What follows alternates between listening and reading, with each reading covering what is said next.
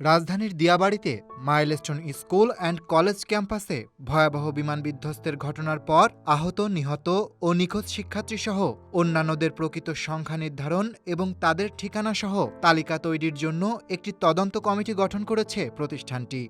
গতকাল মঙ্গলবার কমিটি গঠনের এই সিদ্ধান্ত নেওয়া হয় বলে জানা গেছে। তবে এই লিস্ট পাওয়া গেছে সামাজিক যোগাযোগ মাধ্যমে। সেই তালিকায় দেখা গেছে কয়জন সেই ক্লাসরুমে ছিল। সেই তালিকায় এর মধ্যে কয়েকটি নামের পাশে ডেড লেখাও রয়েছে। এই তালিকাটি প্রকাশ করেছেন মাইলস্টোনের শিক্ষিকা পূর্ণিমা দাস।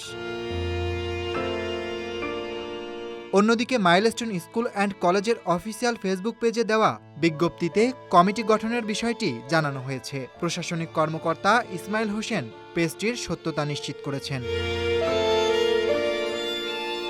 বিজ্ঞপ্তিতে উল্লেখ করা হয়, ২১ জুলাই সোমবার দুপুর ১টা ১২ মিনিটে দিয়াবাড়ির মাইলস্টোন স্কুল অ্যান্ড কলেজের স্থায়ী ক্যাম্পাস ভবনে বিমান বাহিনীর একটি যুদ্ধবিমান বিধ্বস্ত হয়।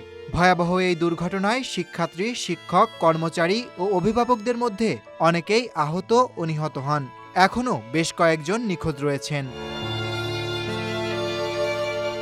এই প্রেক্ষিতে শিক্ষা প্রতিষ্ঠানটির পক্ষ থেকে এক তদন্ত কমিটি গঠন করা হয়েছে। কমিটির কাজ হবে আহত, নিহত ও নিখোঁজ ব্যক্তিদের নাম, পরিচয় ও ঠিকানা সহ বিস্তারিত তালিকা প্রস্তুত করা। ৩ কর্মদিবসের মধ্যে এই প্রতিবেদন জমা দেওয়ার নির্দেশ দেওয়া হয়েছে। কমিটির সভাপতি হিসেবে দায়িত্ব পালন করছেন কলেজের অধ্যক্ষ মোহাম্মদ জিয়াউল আলম। সদস্য হিসেবে আছেন উপ-অধ্যক্ষ মোহাম্মদ মাসুদ আলম, প্রধান শিক্ষিকা খাদিজা আক্তার, কোঅর্ডিনেটর লুৎফুন্নেসা লোপা, অভিভাবক প্রতিনিধি মনিরুজ্জামান মোল্লা এবং শিক্ষার্থী প্রতিনিধি মারুফ বিন জিয়াউর রহমান ও মোহাম্মদ তাসনিম ভুইয়া।